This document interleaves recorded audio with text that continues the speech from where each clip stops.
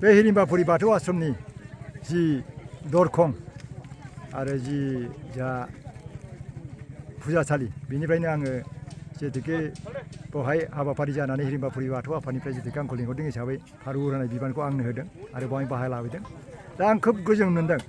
दा बे गोजोनना आङो आंनि गोजोननायल' नङा, आंनि गोजोननायखौ नैबे बांलानि 1432 सालनि दमासि फोरबोनि गेजेरजोंनो, मागो दमासि फोरबोनि गेजेरजोंनो सौराय फिथा जानाय बे प्रग्रामनि गेजेरजोंनो आङो बर'फोरजों लोगोसे सारा मुलुगावनो थानाय मानब जाथिनो आङो बे गोजोन हामलायथिखौ गिबियावनो आङो दहाय फारौ उरायहोनायाव जेरैबायदि आङो सान्तिनि थाखाय उरायहोदों, आङो आंनि बे गाहाम हामलायथिखौ आङो गिबियावनो सारा मानब जाथिनोनो, मानसिफोरनोनो, सुबुंफोरनोनो आङो बुहुमाव गिबियाव होग्रोदों आरो गोजोननाय मोन्दों।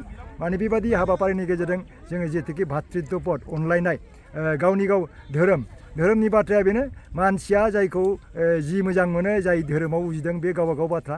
अब्लाबो जोंहा मोनसे आदर्शआ थानांगौ, जोङो लिभ आरो लेट लिभ। नोङोबो थांनांगोन, गुबुनाबो मुलुगाव थांनांगोन, अब्लासो माने सान्ति फैयो। बेनिखायनो आङो बेवहाय बेबायदि दिनै प्रग्रामाव बाहागो लानो मोननानै आं बे जिनिसखौनो आङो फोथायदों आरो बे फोथायनाया निस्सय दं। उनाव मानसिफोरनि गेजेराव अनलायनाय जिनिसा फैनायजों मुलुगाव सान्तिया फैगोन होननानै आं सानदों आरो। जोंनाव बर'नि माखासे जारिमिनफ्रा लिरनाय गैयैयाव एसे गोनो गोथोआव माखासे गोग्लैयो। दा बिनि सोदोबानो जिहेतुके जोङो माखासे दुरबलथा जोंहा थाखाबाय। मानो होनोबा दमासि होनोबा 10था मासनि उनाव जोङो बांलाफोरनि, असमियाफोरनि बैसाग, जेठ, आसार, सावन, भाद्र, आसिन, कार्तिक, आघन, पुस, माग जोंहा गोग्लैयो नालाय, बिनिफ्राय फैदों। दा बेफोरो माबा मोनसे सोदोब दङना गैयामोन गोदो गोदाय बुंनो हाला। अब्लाबो माने आर्य समाजनि जोंनाव गोबां थानाय जानाय सोलिनायफ्राव जेथुके प्रभाब गोग्लैनाय हिसाबै निस्सय बियो गोग्लैदेरदों ना बैसोरो जोंनिफ्राय लानानै जोंनि राव सोदोबफोरखौ सोलायनानै दोनखो। मानो होनोबा जोंनि गोबांथार गोजामखा सोदोबखौनो बिसोर सोलायनानै, जेरै दिंखियाखौ धेकिया होनो, नङा होमबा? बेफोरबायदि माने गोबांथार बारदै सिख्लाखौनो मा होनबाय बिसोर, बरदै सिला होनबाय। बिदिबायदि बुंथिंनानै माखासे जोंनि सोदोबफोरखौ बुथारदों। निस्सय दमासि सोदोबा निस्सय बर'हानो माबा मोनसे दंमोन ओंथि गोनां। बेखौ माने निस्सय बिसोर दोनस्लायखोना माखो बेखौ जोङो मोनसे सावरायनांगौ आयदा जाबाय। दा बेनो जादों जोङो जेथुके फोरबो हिसाबै जोंहा बैसागुनि उनाव बिदिनो कार्तिक गासानि उनाव बिदिनो दमासिनि उनाव आरो बिदिनो जोङो आरो माने बैसागुआव मोनफैफिनसैलाय, बेबायदि जोंहा दङ। आरो दस्रा आसामनि सोदोमस्रि गोनां दस्रा हारि माहारियाबो फालियो। दा बिनि गेजेर जादों नैबे जिहेतुके जोङो गोबां खस्थ'नि गेजेरजों जोङो आबादखौ थिखांबाय, जोंहा माइनावखौ जों बोखांनो हाबाय। बेखौ जोङो दुब्लिनिफ्राय माइनाव लायनायनि उनाव मारा थारा होनानै बाख्रियावबो सोबाय। बाख्रियाव सोनानै जेथुके जोंहा पुस मासावथ' माइ दिहुननो मोना, माग मासावसो दिहुननो मोनो, बाख्रिनिफ्राय माइ हानफिननो मोनो। बेफोरखौ फोरबो लोब्बो लानानै जेथुके माइ दिहुननानै जेथुके जों बयबो खस्थ' लाबाय, मावबाय दांबाय, न'जों जानायजों लोगोसे जोंथ' बर' जाथिया मोनसे ससियेलिस्ट माइन्डेड जोङो माहारि, जोङो सावरि बादालि जाग्रा, आदा आगै जोङो जौ खापसेब्लाबो, साहा खापसेबाबो, मेथाइ खापसेबाबो जाखुमालाया। खाथि खालानो जों रानलायनानै होनो। आंनो मैया आंहा न'आव सिथाव सावाखै, आंनि न'खरनि खाथिया सिथावबो होफैबाय, लारुबो होफैबाय, एन्थावबो होफैबाय। दा बेखौ जानानै आं बाव बाहागो लादों। दा बे जोंनि परम्परा आरो बेजोंनो जोंनि गेजेराव जोङो अनलायनाय भातृत्वबोध। गिबियावनो आङो दिनै बे जोंनि हिरिम्बाफुरि बाथौ आश्रमनि बे लांगोनायाव जिथु जोंहा दिनै सेथि हाबाफारि हिसाबै दहाय एसे सिगाङाव केक बेखेवनाय थांबाय आरो लोगोसे दा जोंहा फिरफिला उरायनायजों लोगोसे फारौ उरायनाय आरो गोथैसि बावनाय आरो जोहोलावजोफोरनो मान बावनाय आरो बेखौ जोङो दिनै मावफुंबाय। दा जोंहा फैगौ माखासे हाबाफारि दं दिनैनि गेजेराव आर'ज बादायलायनाय। बेखौ मोनफ्रोमबो गामिनिफ्राय जेसेबां बाहागो लागिरि जोङो बेखौ आर'ज खन्नाय बादायलायनाय लादों। दा आरो बेबायदिनो गाबोनबो हाबाफारि दङ, बेखौ बे हाबाफारिया जालांबाय थागोन। आरो बेखौनो फोरमायनो लुगैदों जि दिनै बे मिडियानि गेजेरजों जोङो बोसोरफ्रामबो बे हाबाफारिखौ लाबाय थायो।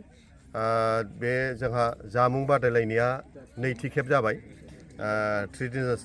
ट्रेडिसनेल जायखौ होनदों दोरोङारि, जेरै अनला, नारजि, बेबायदिनो ओंख्रि गोबाब, सबाय, साम', नाफाम। दा बेफोर जोंनि माबायाव गोग्लैजोबबाय हिसाबै ट्रेडिसनेल जोंनि जामुं, बेखौ जोङो दिनै दा गाबोन देखायनाय जागोन। दा मेइन बेखौ लानानै जोङो बोसोरफ्रामबो खुङो।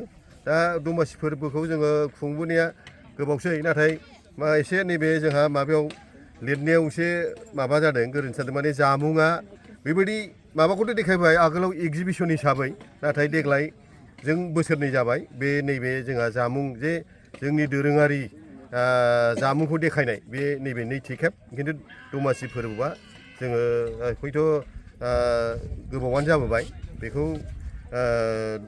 जोङो फालिलांबाय थागोन इयुनावबो आरो जिहेथु जोंहा बाथौ धोरोमजोंनो जोंनि नेम निथि मथे जोङो बाथौजों लोगोसे बाथौ सिबिनायजों लोगोसे जोंनि गोदोनि आजौ आजै गोथैसि बावनाय लोगोसे जोहोलावजो बेफोरखौ गोसोखांनाया जों जेब्लाबो हाबाफारियाव लाबोबाय थादों मानो होनबा जों बिथांमोननिफ्रायनो बिथांमोना थैनानै थांदोंब्लाबो रुंसारि जालांदोंब्लाबो सोरबा मुंख्लं जालांदोंब्लाबो जाहाथे जोंनो बेखौ जोंनो जेब्लाबो गोहो जगायना होयो बा जोंजों मदद हरो बेखिनिखौ जोङो खालामबाय थादों लोगोसे जोंनि इयुन जोलै आरो दा सोलिबाय थानाय इयुन जोलैफ्रा जाहाथे बेखौ जोंनि जे आजौ आजैया गोदोनिफ्रायनो बेबायदि नेमखान्थि दंमोन फुजिनाय खान्थि दंमोन बेखौ सोलोंलांनो हायो बेखौ लानानैनो जोङो दिनै बोसोरफ्रामबो थेलेबलेब बे हाबाफारिनि गेजेरजोंबाबो जोङो दिन्थिफुंलांनो नाजादों बर' हारिनि गेजेरजों लोगोसे गुबुन गुबुन बुहुमाव थानाय गोबां जाथि बे माबाफ्रानो जाहाथे जोंनि बर' हारिनि बे माखासे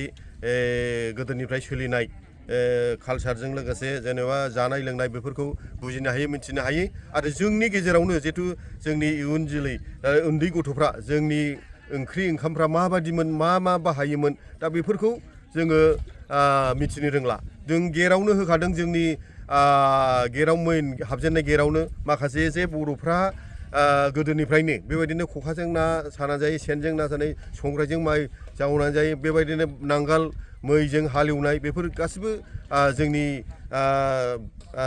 बर' हारिजों लोब्बा दं बेखौ जोङो एसेब्लाबो